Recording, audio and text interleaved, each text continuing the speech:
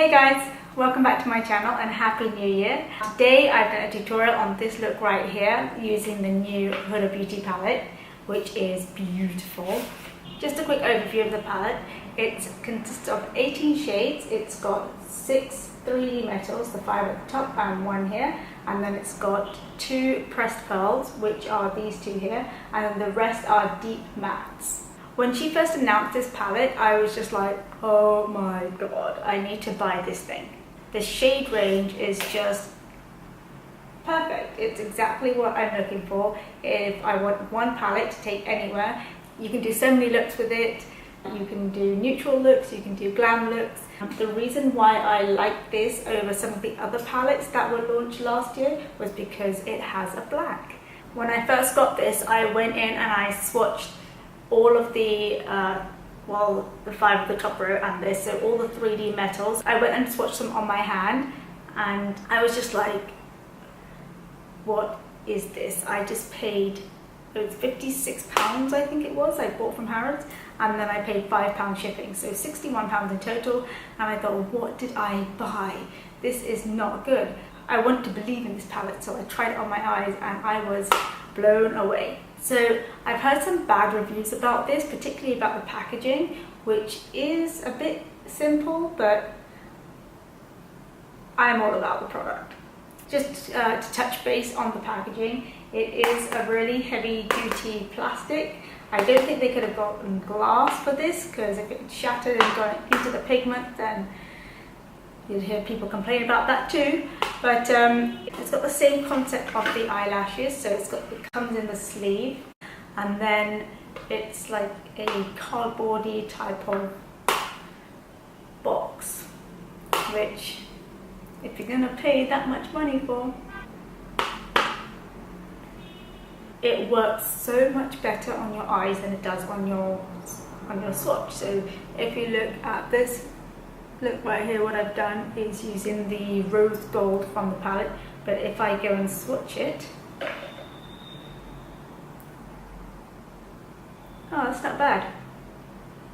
The first time I swatched it, I had like a lump of the pigment right here, and then I had like trails of it here, and I was just like, ugh. So you can get loads of looks out of this palette. My favourite colours, I really love to buy. I like Bossy, and I like these 3. I think these 3 are a bit more pigmented than this, but nevertheless, it's really easy to use and really easy to blend.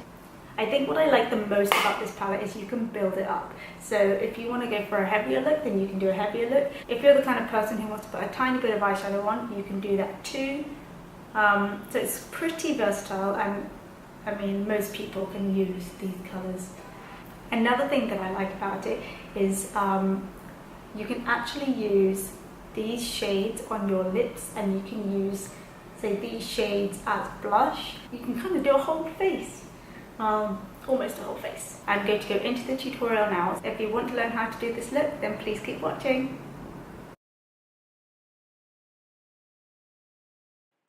So today I'm going to change it up a tiny bit, and I'm going to start by doing my brows. I'm going to use Anastasia Brow Wiz in dark brown. I do this by filling in all these sparse areas, and then I go in and I define the bottom line, and I try and thicken up the brow at the top a little bit, just so it matches the other side. I go back and forth between the pencil side and the spoolie side, so I'm filling in with the pencil side and I'm blending out any like harsh areas with the spoolie side. I'm going to start by priming the eyes with the MAC Soft Ochre paint pot. I find that it doesn't actually apply so smoothly with your finger, so I applied it with the brush. This one is from MAC. And I just want to cover the entire eyelid all the way up to the brow bone and just slightly shape the eyebrow from the top a tiny bit. I forgot to put my brow gel on, so I'm going to pop a tiny bit on. This is the NYX Control Freak Brow Gel. It works so well to keep those brows in place all day long. I'm so used to doing my face first before my eyes, and I'm quite a visual person, so I just wanted to cover up the darkness around my eyes just so that I can see a clean base before I start doing my eyes. So for the whole eye look, I'm going to be using the Hudabeauty Textured Rose Gold palette. I'm going to go in with the colour Bay, which is the lightest matte shade of the palette, and it's got a slight yellowish tint to it, so it will brighten up the brow bone and also the inner corners of my eyes. Then I'm going to take the colour Sandalwood and apply this to the crease of my eye. I don't really have a very defined crease, so I like using slightly deeper colours than my actual skin tone, just to give that kind of effect. Then taking the colour Shy, I'm going to take this and place this over the Sandalwood colour in my crease, just to give it a bit of a pinky tint to it. Then I'm going to take more of a dense blending brush, like this one from Eco Tools, and take the colour Flamingo, which is a bright pink, and I'm going to apply this to the lower crease.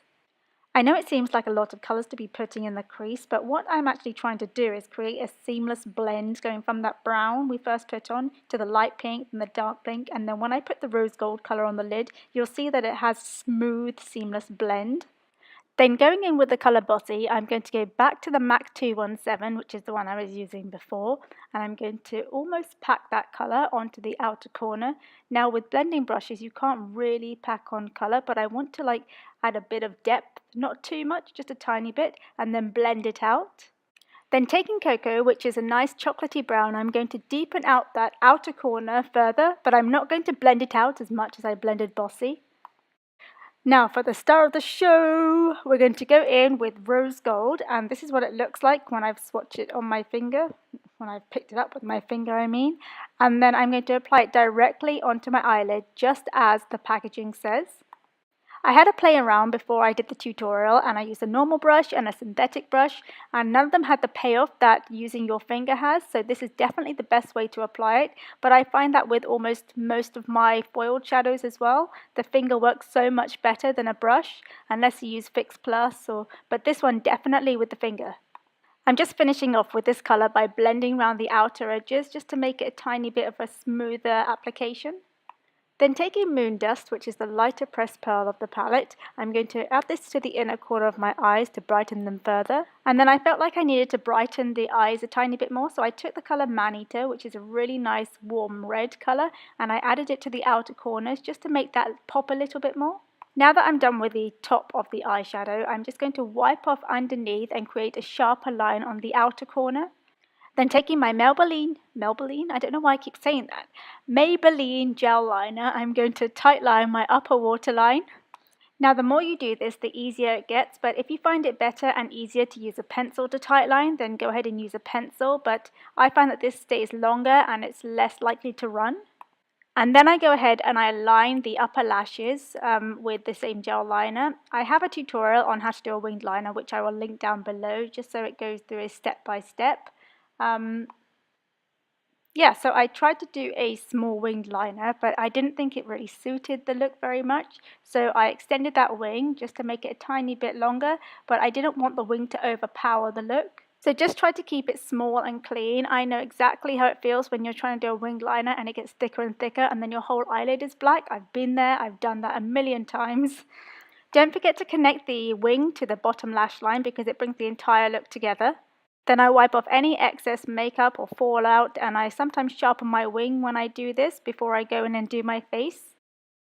Then starting off the face, I'm going to go in with the Farsali Rose Gold Elixir oil, which I've seen so much over all social media, and I just wasn't sure if I wanted to buy it, but I did buy it, and every time I've used it, I've had so many people compliment me on my skin.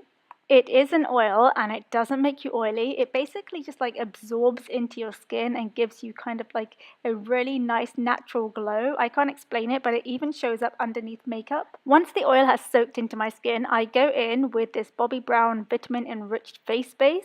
I don't know what it is about this product, but every time I've used it, people have said to me, "What have you changed about your routine? Because your skin looks amazing." It just shines through any makeup that I use and it makes my skin look so flawless. Once I finish massaging it into my skin, I go over and I slightly pat it into my skin to fully soak up the product.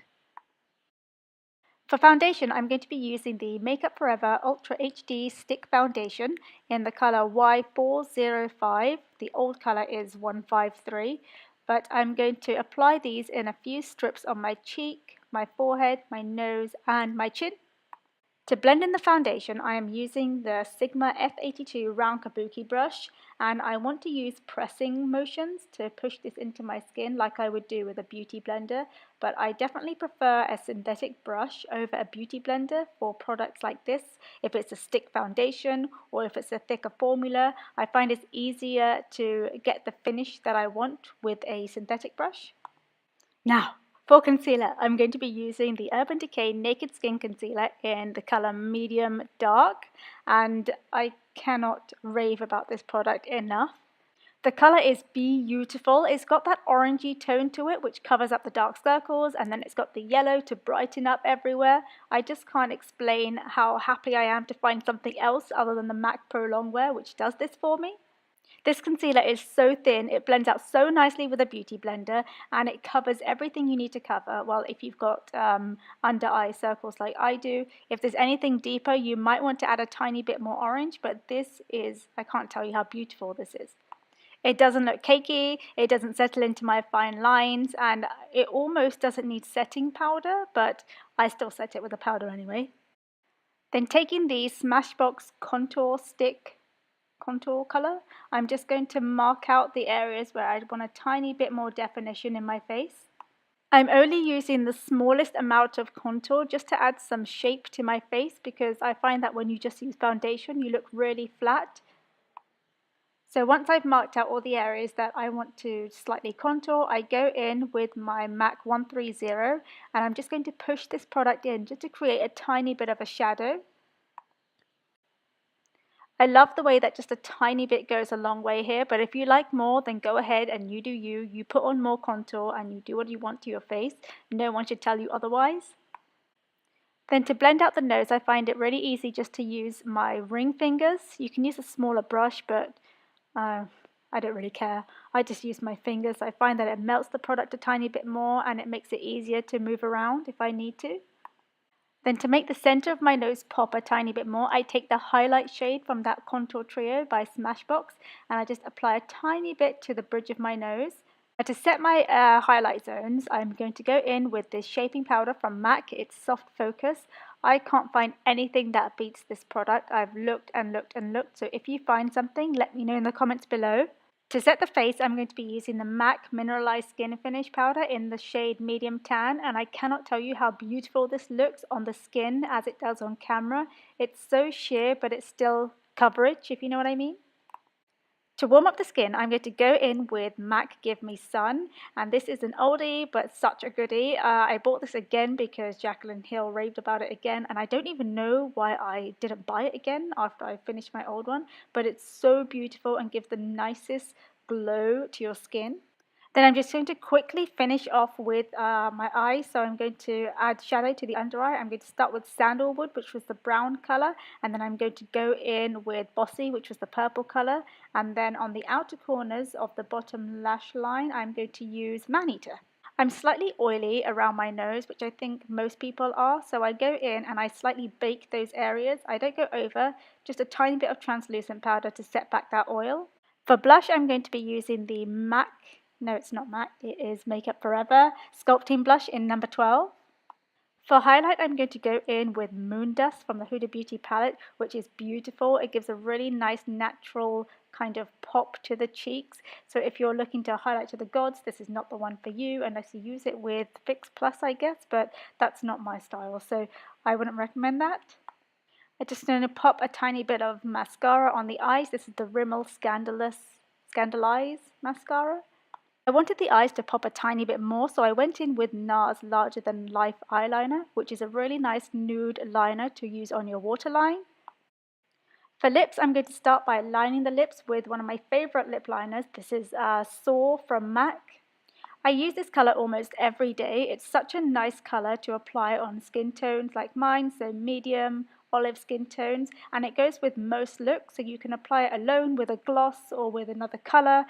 And then I'm going to go in with the Too Faced Melted Liquefied Long Wearing Lipstick. Wow, that's a mouthful. And I'm going to apply this on top of the lip liner.